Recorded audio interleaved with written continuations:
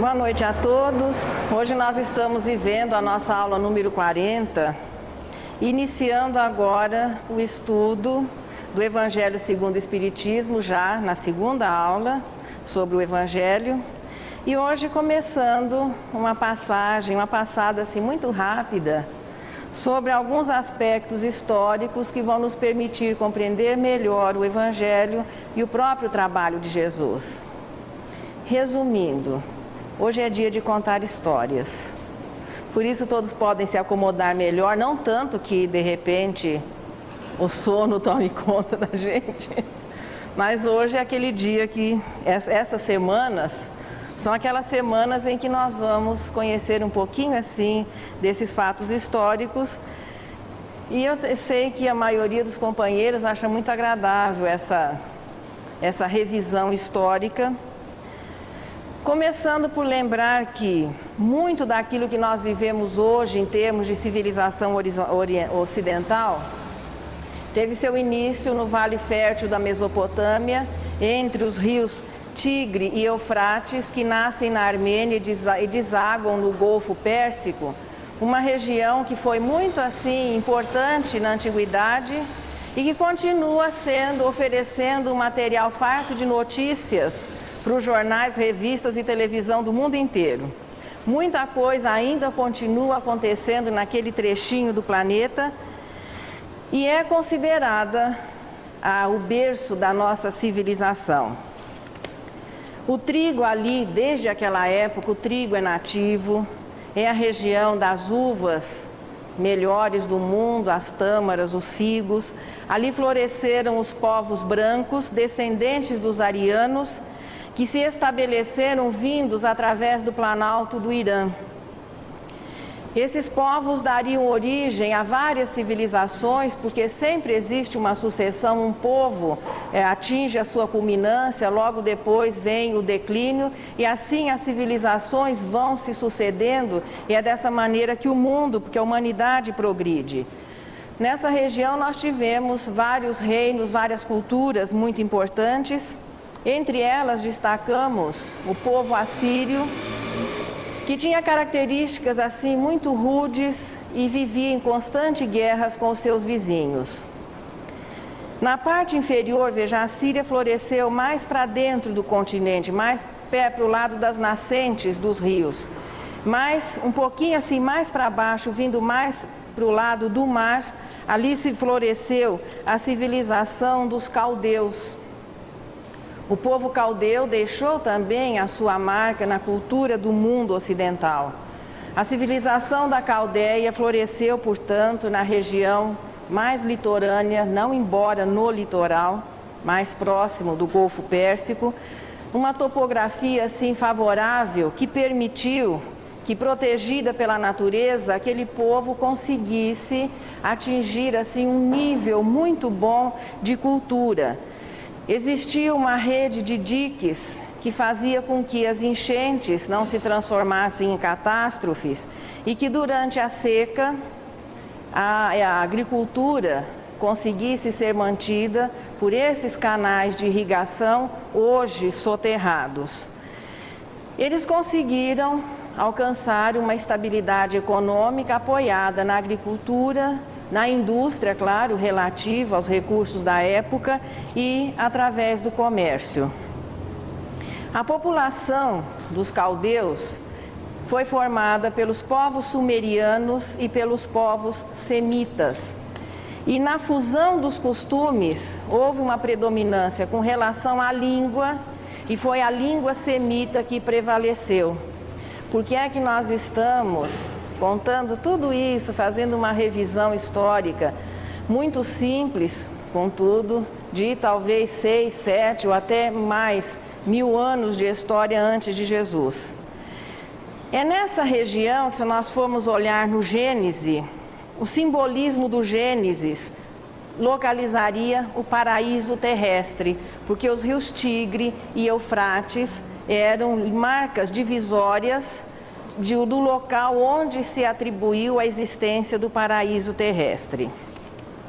Também ali por volta de 5.000 anos floresceu a civilização da Babilônia, com características também diferentes das do povo caldeu.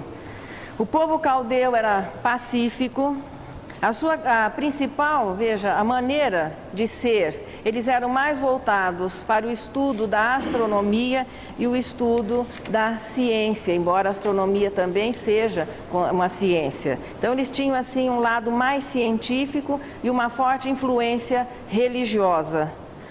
Sofrendo a influência natural da época, a ciência e essa influência religiosa existente acabaram dando origem à magia. E a Caldeia é o berço da magia aqui para o mundo ocidental. E que posteriormente dariam origem à astrologia e à alquimia, que foram depois o início do desenvolvimento científico aqui para o mundo ocidental. Os caldeus fizeram a divisão do zodíaco, deram nomes a constelações, conheciam o relógio solar e calculavam eclipses. Não desconheciam a influência dos espíritos, embora isso não fosse assim uma parte muito desenvolvida no aspecto filosófico. Uma figura muito popular na cultura dos caldeus era a figura do mago, que ganha entre esse povo um realce, um encanto muito especial. Os magos eram respeitados pelos poderosos e também pelos humildes. Eles acabavam alimentando as superstições através das fórmulas, dos rituais, mas também dentro do possível faziam o bem, porque os médicos, eram aqueles que acabavam cuidando das pessoas através das suas receitas, da imposição da mão, dos chás. Então tudo isso fazia assim da figura do mago alguém muito importante na cultura dos caldeus. Era uma cultura mística e pacífica, o que destoava muito dos povos seus vizinhos a essa época. Por que para nós, de uma certa maneira, importa fazer essa ligeira passada histórica? Porque foi desse povo, vivendo na região de Ur, que surgiria o primeiro patriarca do povo hebreu.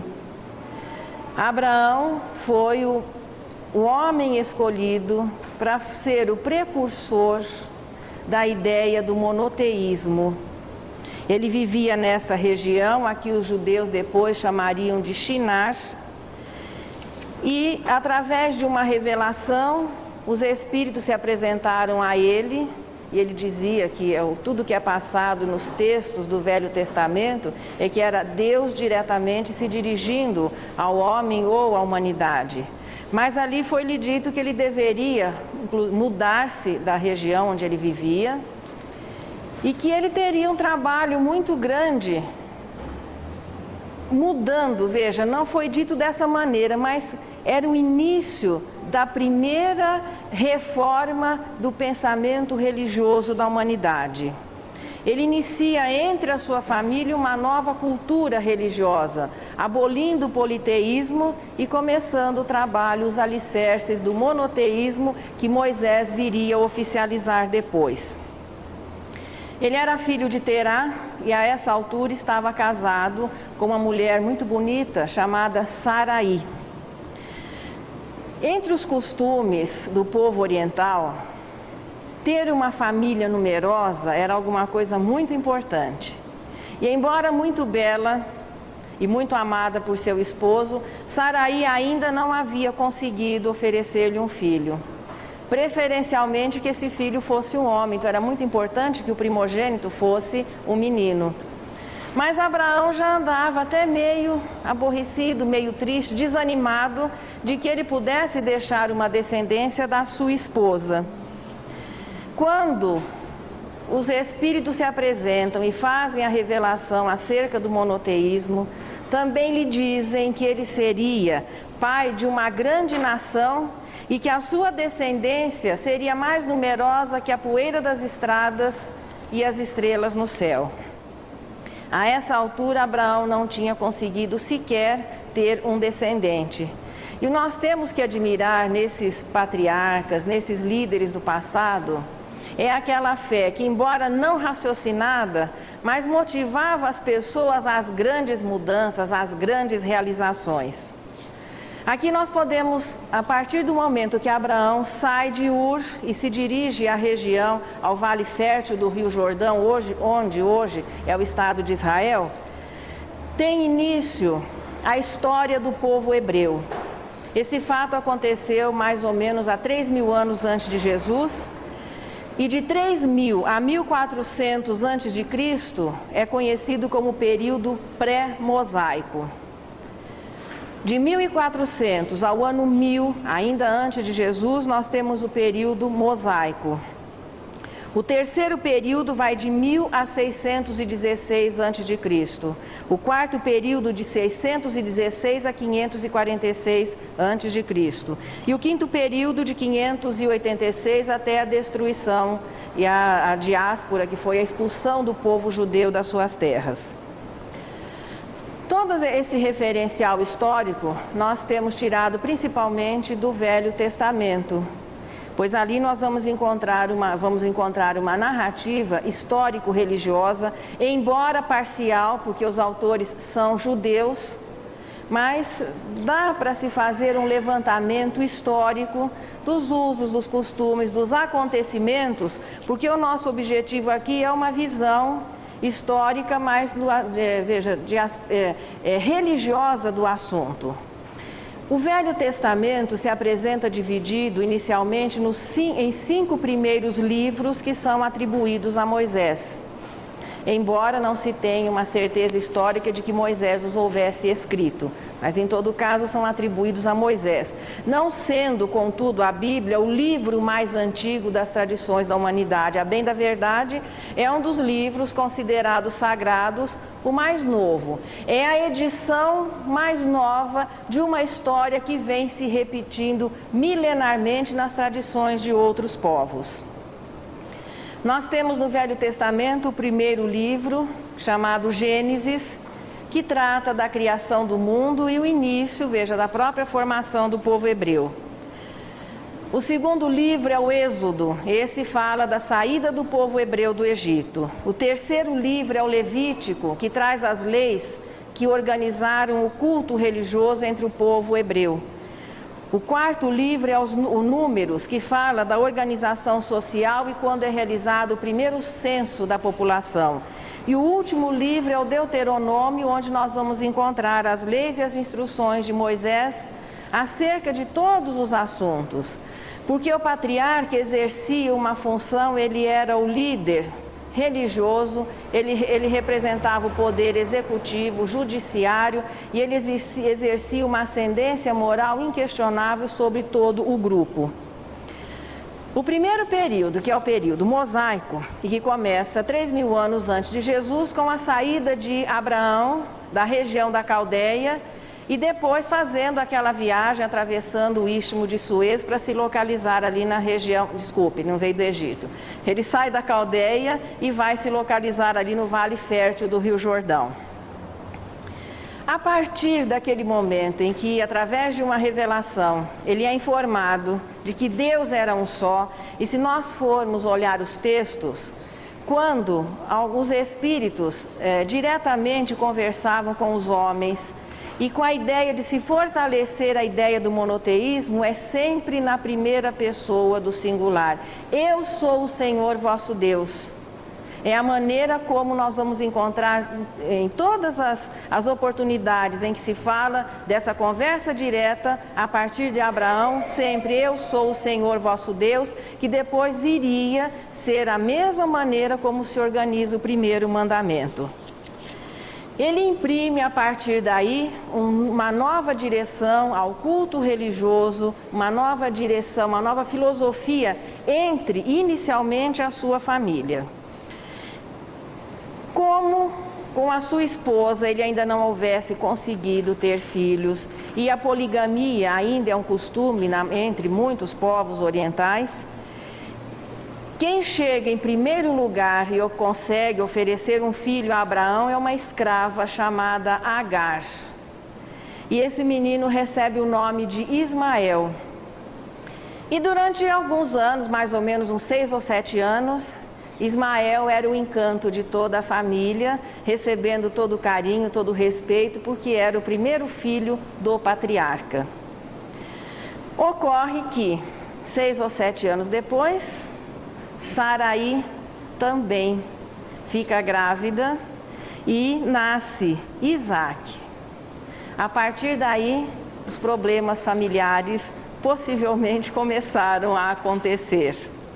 É claro que isso não fica claro nos textos, porque é uma visão assim, muito masculina da realidade, já que há uma preponderância natural do homem nessa cultura oriental. Mas o que se sabe é que os problemas familiares começaram a acontecer e Agar acaba sendo expulsa da família e vai embora levando o seu filho Ismael. E eles depois se localizam na região que corresponderia ao surgimento dos povos árabes, que seriam, portanto, descendentes de Ismael, filho de Agar e Abraão. E a vidinha continua. Abraão viveu muitos anos e o seu filho, o sucessor, que foi o patriarca agora do povo hebreu, é Isaque. Quando Isaque chega à idade, se torna homem, chega o momento de procurar uma noiva para constituir a família. Isaque casa-se com Rebeca, também segundo os textos bíblicos, uma jovem muito formosa. Desse casamento nascem gêmeos, Esaú e Jacó. Mais um probleminha familiar a ser resolvido.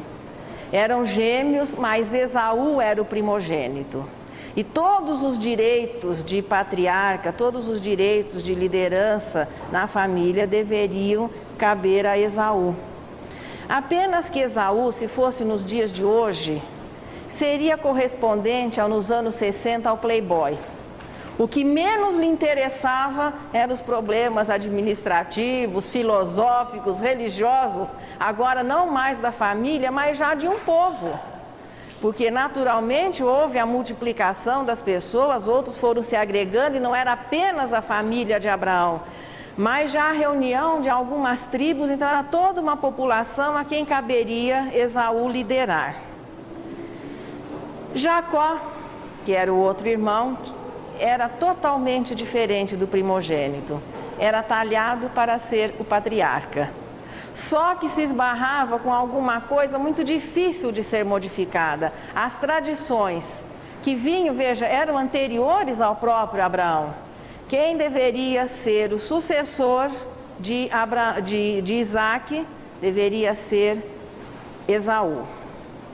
Um dia, e nós estamos aqui narrando aquilo que é colocado no texto bíblico.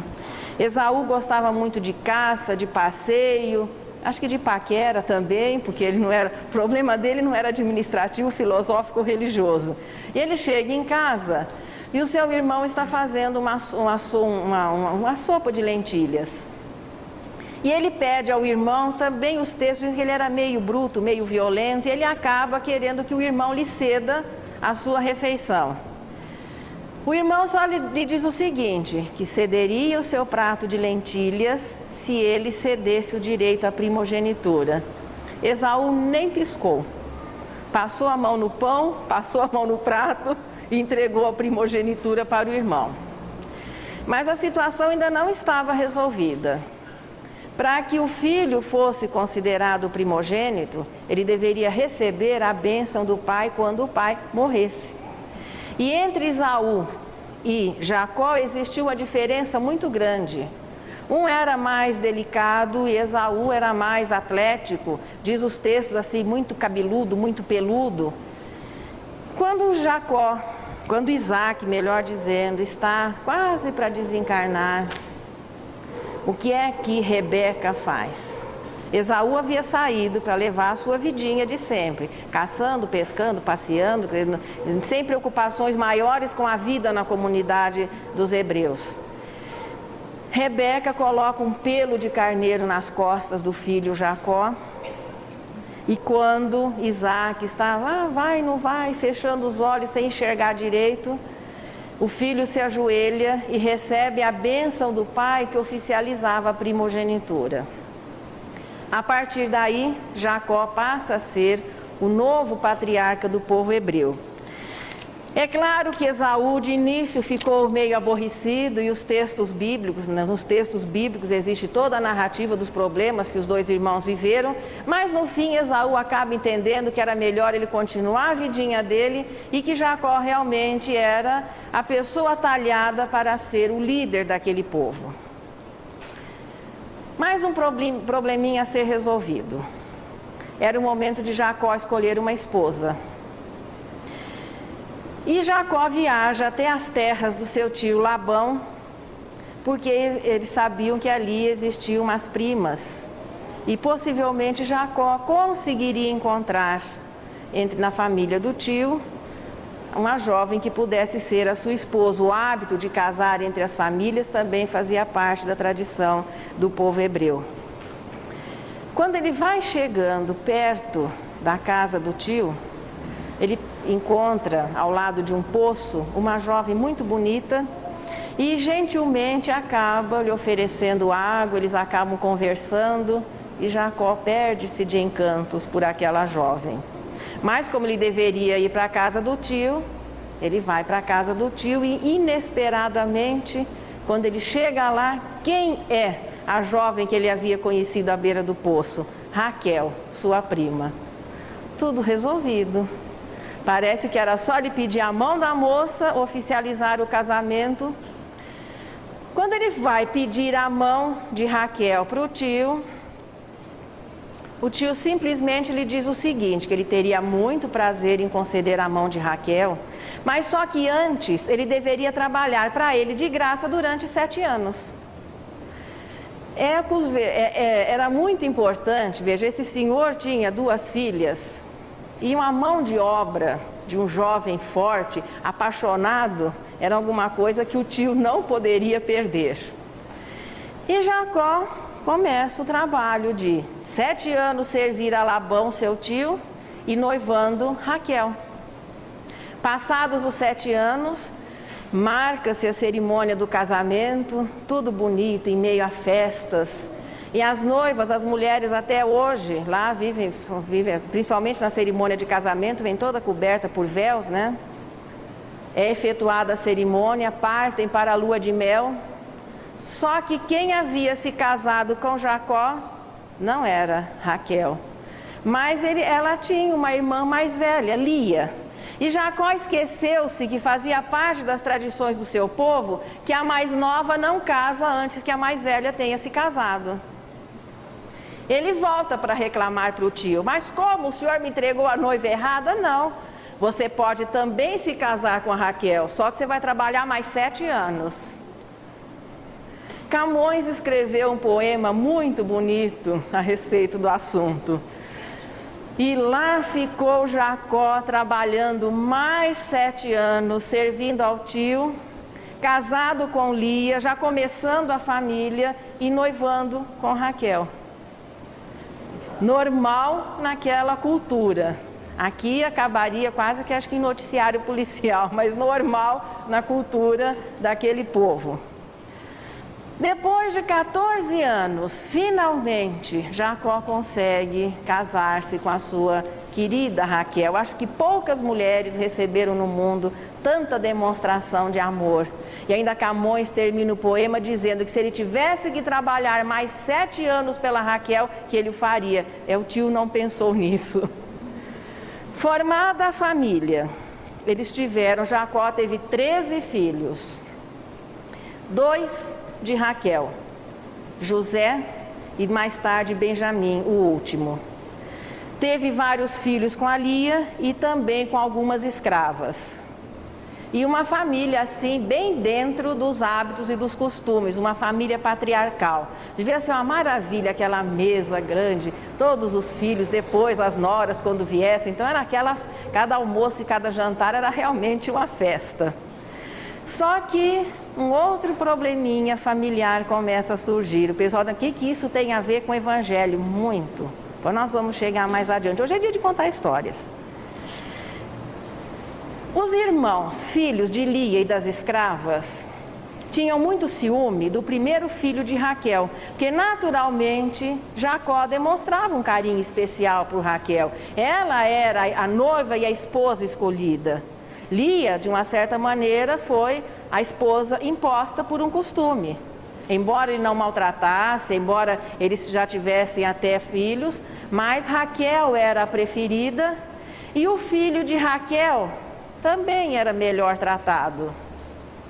Não bastasse isso, José, o Zezinho para os íntimos, tinha uns hábitos meio estranhos, era diferente dos irmãos.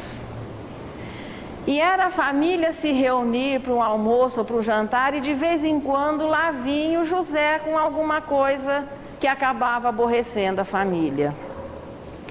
Ele tinha sonhos estranhos e tinha o hábito de contar. Um deles, que um dia ele sonhou que eles estavam no campo, fazendo aqueles feixes de trigo que são guardados depois, e que os feixes do pai e dos irmãos se dobraram diante do dele. Imagina como devem ter sido os olhares assim de um para o outro. Já viu o probleminha do ciúme das esposas, já viu o probleminha deles acharem que ele era o predileto, e ele ainda vem contando essas coisas. No outro dia lá vem o Zezinho. Sabe o que eu sonhei essa noite? Eu sonhei que o sol, a lua e as estrelas se dobravam diante de mim. Uma coisa foi fermentando e foi se tornando mais difícil, até que um dia os irmãos resolveram que eles iriam dar fim àquela situação. Aguardando só o momento propício, eles iam resolver o problema do José. E quando eles vão levar as ovelhas para pastagens mais distantes da casa, nessa oportunidade o José vai junto. E chegando lá, eles combinam que agora era o momento de se desfazer do José. E combinaram que iam assassinar o irmão. Mas na hora de cometer o crime, o mais velho, Rúben, acabou convencendo os irmãos. Veja, o sentido de família é muito grande entre esse povo. Que eles não deveriam se comprometer derramando o sangue de alguém que era da mesma família. Mas acontece que o José já estava no fundo do poço. Eles haviam prendido lá para depois o eliminarem. E agora, nós vamos soltá-lo, ele volta e conta para o pai o que nós fizemos? Resolveram então vender o irmão para uma caravana de mercadores que se dirigia ao Egito. Mataram uma ovelha, sujaram as roupas do José com sangue. José é levado para o Egito.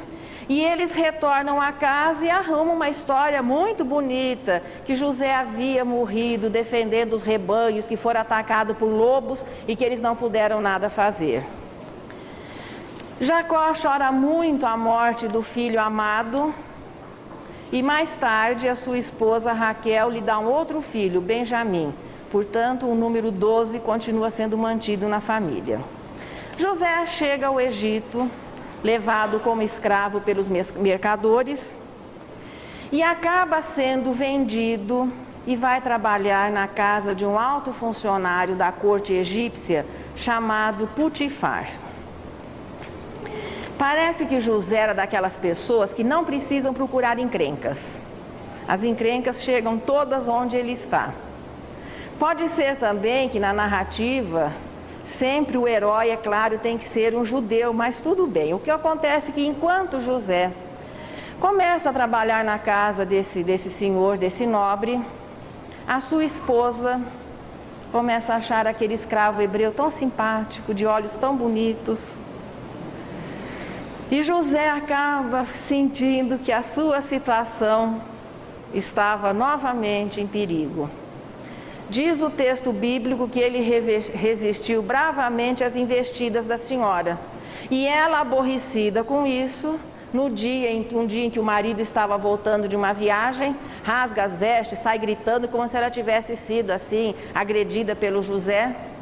E naturalmente o marido, embora gostasse muito daquele escravo, reconhecesse a fidelidade, a maneira como ele trabalhava na casa, ele não teve outro remédio senão entregá-lo às autoridades.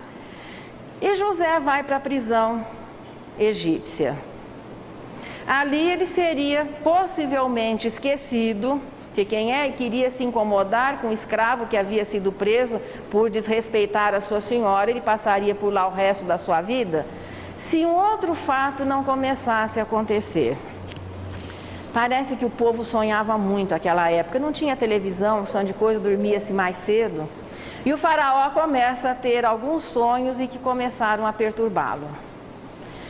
Ele sonhava que do rio Nilo saíam 7 vacas bonitas, gordas, saudáveis, e de repente vinham outras 7 esqueléticas, devoravam as primeiras, mas continuavam magras, continuavam famintas. Que de um pé de milho surgiam 7 espigas bonitas, bem granadas, e depois surgiam outras 7 raquíticas, devoravam as primeiras, mas continuavam raquíticas. Possivelmente esse sonho se repetiu muito, o faraó já estava perturbado, e buscam-se pessoas que pudessem interpretar. E vêm os magos, e vêm feiticeiros, e os sacerdotes, e ninguém conseguia uma explicação razoável para o sonho do faraó.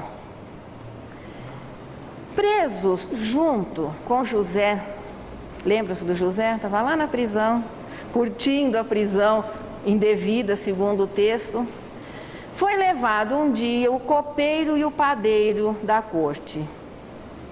E os dois também tiveram sonhos interessantes, e José decifrou o sonho dos dois. Disse que o copeiro seria perdoado e reintegrado nas suas funções, mas que o padeiro seria considerado culpado.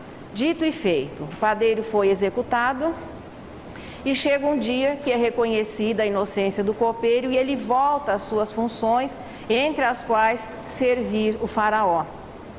E aquela história de sonho, e vem, interpreta, ele acaba dizendo: olha, mas lá na prisão tem um escravo hebreu que é ótimo para interpretar sonhos, por que é que vocês não o trazem?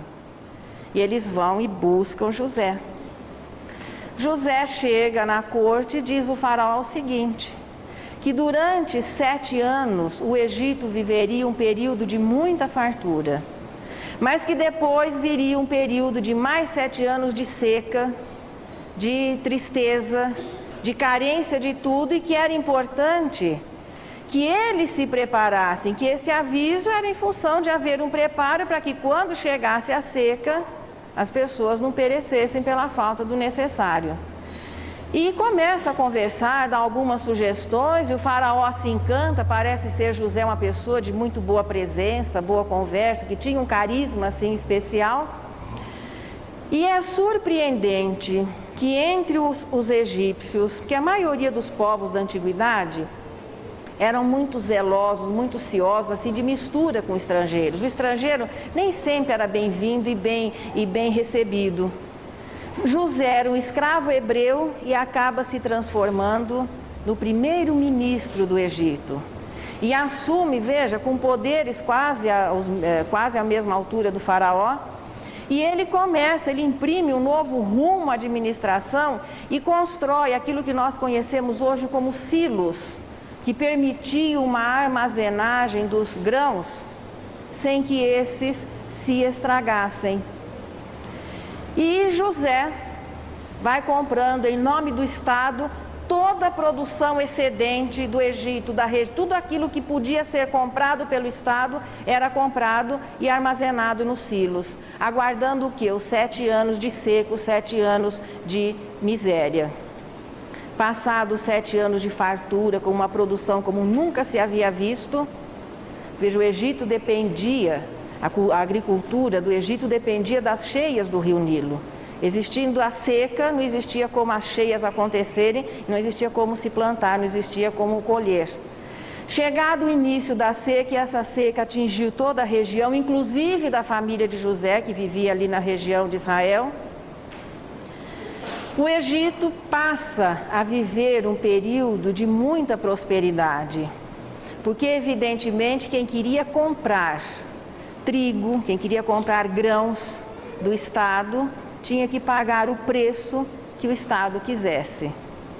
E não só os egípcios tiveram que arcar com esse problema, e os cofres claro, do faraó e do Egito, ficando cada vez mais cheios, mas os povos da região também vinham em busca, porque isso corria de boca a boca, que no Egito existia um recurso e as pessoas, as caravanas, os mercadores, iam lá para poder abastecer, na medida do possível, a região. Na região onde vivia a família de José, também a seca chegou. E o seu pai, sabendo que no Egito existiam os recursos, pede que os seus filhos formem uma caravana e vão até lá para comprar. A essa época existia o Istmo de Suez. Todo mundo podia ir e voltar tranquilo a pé. E não demorava 40 anos. Aliás, eu tinha até mão de sinalização assim, porque era uma rota muito conhecida por todas as pessoas, por todas as caravanas. A família de José se dirige aos armazéns e dizem os textos que José fiscalizava, dirigia quase que assim pessoalmente todo esse trabalho. Ele é informado da chegada da caravana dos hebreus. E na hora em que os seus irmãos vão ser atendidos, ele está presente e os reconhece. Ele só não conhece, aí fica sabendo que tinha um irmão mais novo. E naquela hora, ele acaba, quando eles vão se retirar, ele coloca uma taça nos pacotes do irmão mais novo, e quando eles vão indo embora, ele diz que havia sido roubado. O pessoal recolhe os irmãos, fazem uma revista e a taça está ali entre os seus pertences. Depois todo mundo se reconhece, um final feliz, e os irmãos voltam. E vão levar ao pai a boa notícia que José estava vivo e os convidava para virem todos morar no Egito. Fazendo aquilo que ainda nós vemos muito acontecer hoje. Então, quando aquela família de 12 pessoas, com várias esposas, com muitos filhos, não era exatamente uma família pequena, mas era uma população. Eles vêm e José oferece à sua família as melhores terras, os melhores recursos, tudo que havia de melhor, ele acaba entregando para a sua família. Depois, claro, o tempo passa, José morre, a vidinha continua, mas dentro do Egito começou a acontecer um fato interessante.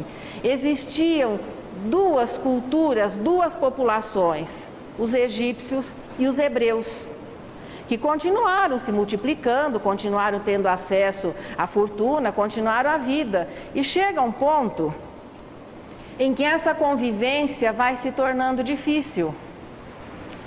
Um faraó, por volta do ano 1400, confisca todos os bens dos hebreus e transforma todos os hebreus em escravos. A partir daí, tem início aquela fase do cativeiro dos hebreus no Egito. Com isso, nós terminamos o primeiro período, que é o período pré-mosaico. Um espírito se prepara para reencarnar, porque viria com uma tarefa voltada para a humanidade. Viria a ser o revelador da justiça cósmica, oficializando o monoteísmo, que já era uma prática entre os hebreus, e revelando ao mundo o que é o verdadeiro sentido da justiça. É esse estado de coisas que Moisés encontra quando reencarna aqui no planeta Terra. Ele era filho de pais hebreus. Aqui nós vamos fazer um parênteses. Existem outras informações históricas a respeito do assunto, porque já se estranha que José pudesse assumir um cargo tão elevado em um povo cujos costumes assim eram muito austeros com relação à mistura de raças.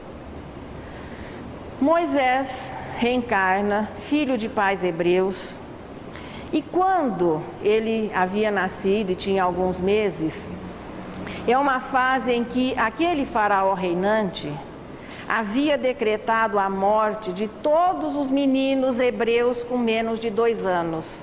ele havia resolvido exercer um controle de natalidade de quem já havia nascido. Então, todos os meninos de menos de 2 anos deveriam ser sacrificados. A mãe de Moisés, muito preocupada, desesperada com essa situação, tenta esconder o menino durante algum tempo, mas isso não sendo possível, ela descobre o lugar onde a irmã do faraó, Termutes, costumava banhar-se, junto com as suas escravas, num dos braços do Nilo. E no momento em que a princesa estava lá, ela coloca o menino numa cestinha, e a cestinha vai descendo as águas, a princesa enxerga, pede a uma escrava que retire, aí ele recebe o nome de Moisés ou Mesu, que significa salvo das águas, e adota o menino. Voltando ao nosso parênteses, muitos autores, a maioria deles discorda dessa informação que a Bíblia nos traz. Alguns dizem que Moisés realmente era filho da princesa e tinha uma origem mista, filho de um hebreu com uma princesa. Mas isso, veja, são conversas de bastidores. Tem um que diz que imagina que uma princesa que tinha banheiras e piscinas de tudo que ela quisesse no palácio ia se banhar na beira do rio, cheio de jacaré, de bicho, que não corresponde à realidade. Não tinha sentido ela tomar banho no rio se ela dispunha de todos os recursos no palácio. Emmanuel, no A Caminho da Luz, poderia ter esclarecido melhor a questão, mas ele apenas diz que Termutes o adotou com seu amor. Então a gente não fica sabendo se ela o adotou nascendo através dela ou se ela o adotou realmente retirando-o das águas. O que se sabe é que mais uma vez um fato extraordinário acontece no Egito, e agora dentro da própria corte egípcia. Um filho de escravos, de hebreus, é recolhido pela princesa, é adotado por ela, recebe a melhor educação que se podia oferecer à época, porque ele é educado nos templos egípcios, junto com os príncipes, com os filhos dos sacerdotes, recebendo, portanto, a melhor educação que se poderia ter naquele momento. E Moisés vive durante 40 anos na corte egípcia. É claro que, sabendo da sua origem hebreia e possivelmente vivendo alguns problemas, mas tendo uma familiaridade muito grande. Afinal de contas, o faraó era seu tio. E vamos considerar que aquela situação de família deveria acontecer, as crianças conviviam, ele convivia com a família real, ele era filho adotivo da princesa.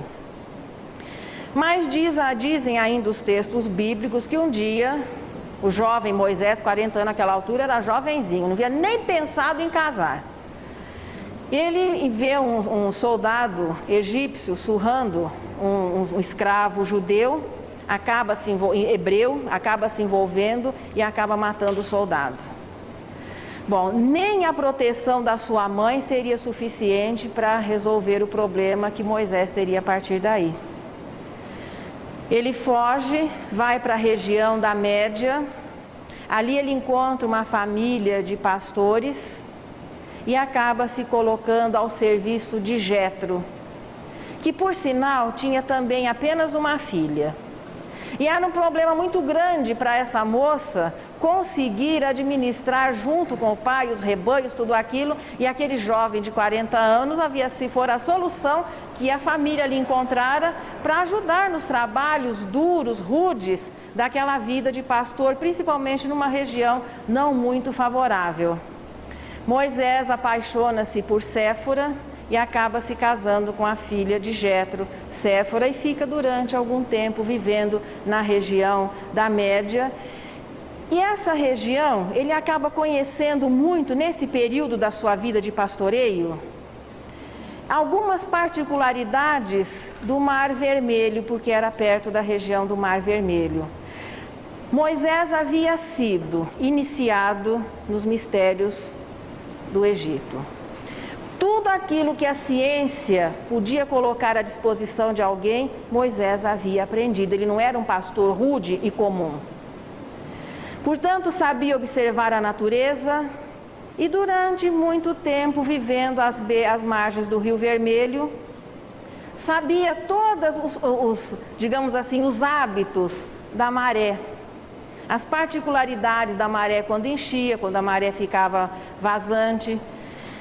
É nesse momento que Moisés recebe também por inspiração divina que ele deveria retornar ao Egito, libertar o seu povo transformado em escravo, e que depois lhe seria revelado o que ele também mais adiante teria que realizar.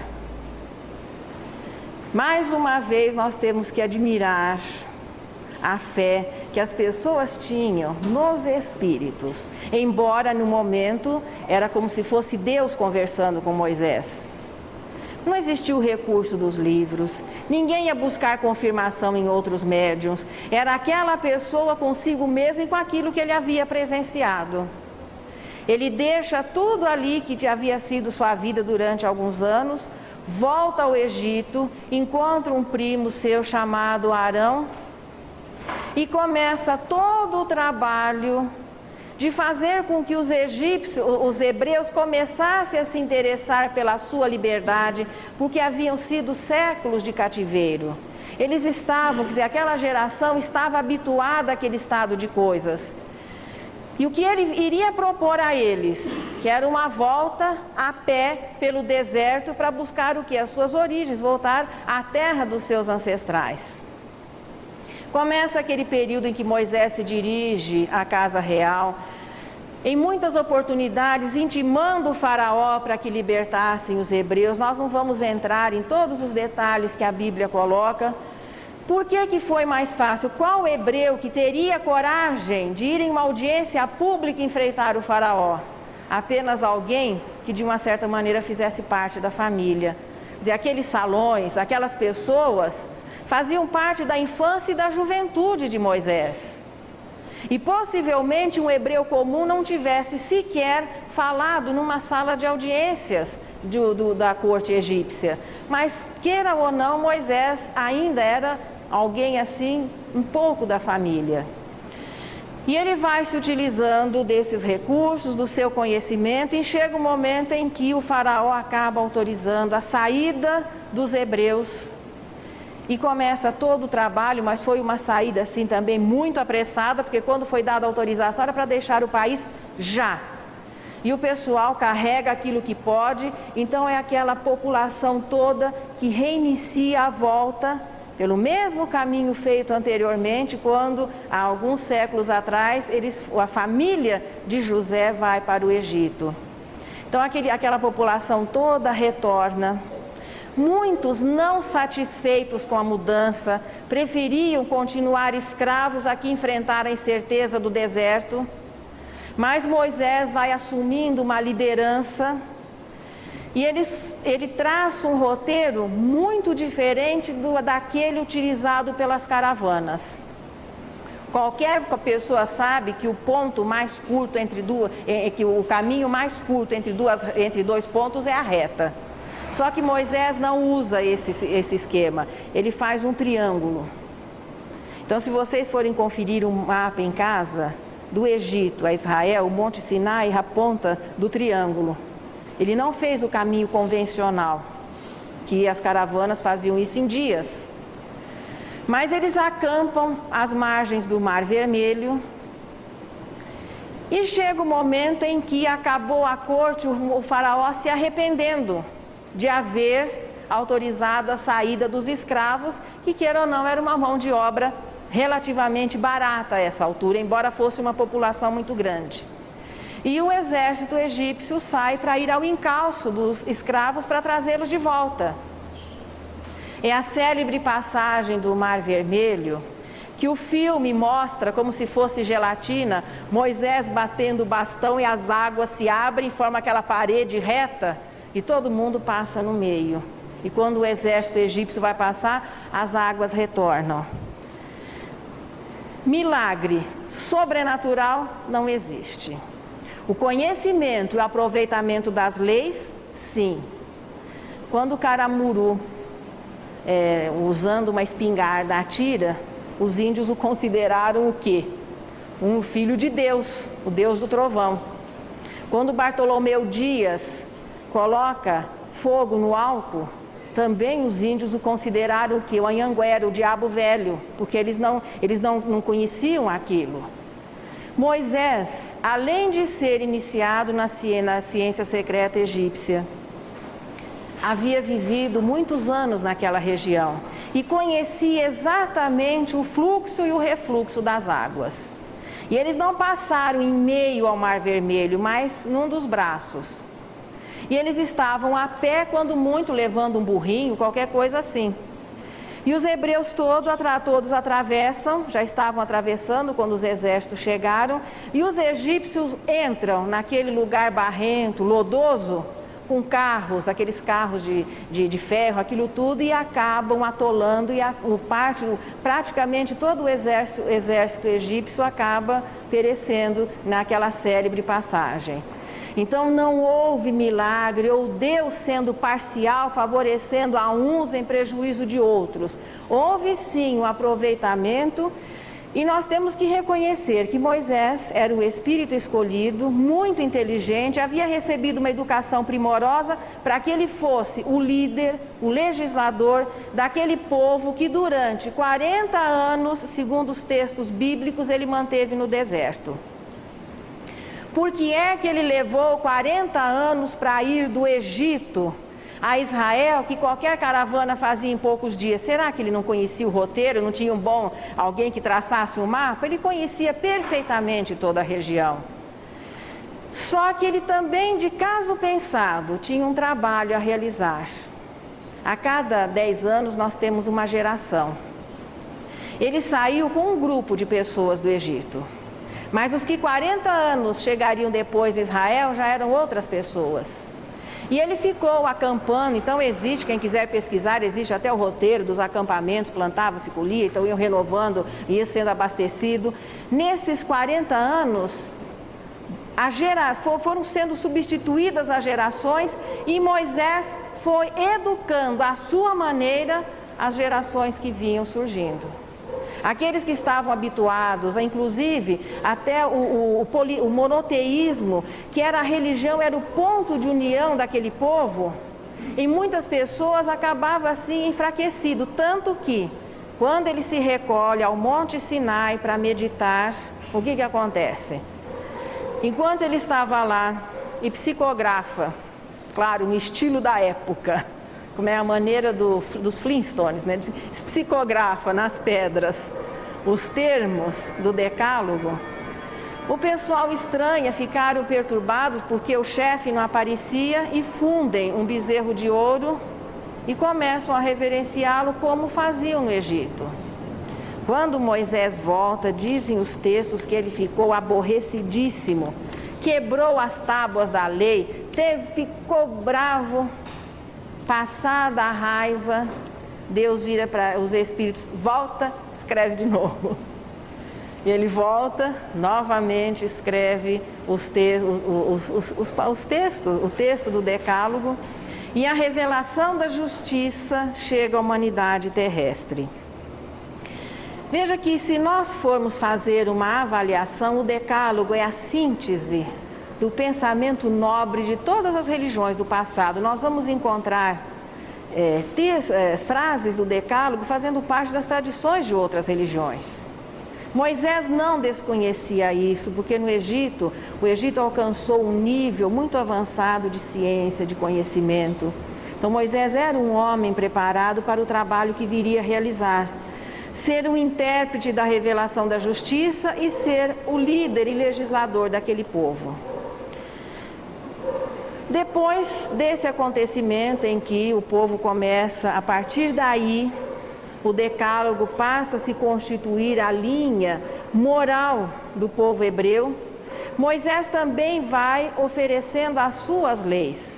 Vamos considerar que ele estava com um povo numeroso, nômade no deserto há 40 anos, não existindo recursos para que a justiça às vezes pudesse ser mais efetiva. Da mesma maneira que o não matar era a lei do decálogo, entre os hebreus existia a pena de morte. Então existe assim um contrassenso entre as leis mosaicas e as leis do decálogo. Exatamente porque as leis de Moisés, só que Moisés dizia que todas as leis tinham origem divina. Era a maneira de se exercer uma liderança, recurso que também foi exercido por outros imperadores. Passados os 40 anos, eles vão chegando à região onde deveriam habitar, de onde eles haviam saído há mais ou menos 400 anos, a época de José. É claro que os remanescentes dos povos e outros povos que surgiram não entregaram a sua região assim de mão beijada. E houve a necessidade de lutas para que aquela população de hebreus ali se instalasse. Moisés, a essa altura, já estava muito idoso e as profecias diziam que ele não entraria nas terras de Israel. Ele se recolhe ao Monte Nebo e ali ele desencarna. O seu sucessor era um jovem general chamado Josué, que já exercia a função assim correspondente ao ministro da guerra durante o governo de Moisés. Josué se sucede a Moisés, instalam-se nas terras de Israel. A partir daí, ele imprime uma nova característica à administração, dividindo o povo hebreu em 12 tribos. Essa divisão já existia, só que a partir daí ela é oficializada. Não vamos nos esquecer que o regime patriarcal era a maneira de ser do povo hebreu. E essas 12 tribos seriam os descendentes dos 12 filhos de Jacó, menos José, que não deixou descendência entre os hebreus. Ele era casado com a filha do sacerdote do sol e os seus filhos possivelmente foram educados ali, mas não deixou assim, o seu nome, ele não deu nome a nenhuma tribo. Nós chegamos aqui ao final do segundo período. Os hebreus instalados na região hoje correspondente ao Estado de Israel, as 12 tribos, vejam, um sistema patriarcal, Josué exercendo uma liderança, e a continuidade fica exatamente para a próxima semana. Continuando o quê? O terceiro, o quarto e o quinto período, e quem sabe se vamos chegar já até a época do cristianismo. Nós vamos sugerir aos companheiros que agora durante a semana deem uma olhadinha no primeiro capítulo do Evangelho, nos termos do Decálogo, que vai ser a abertura.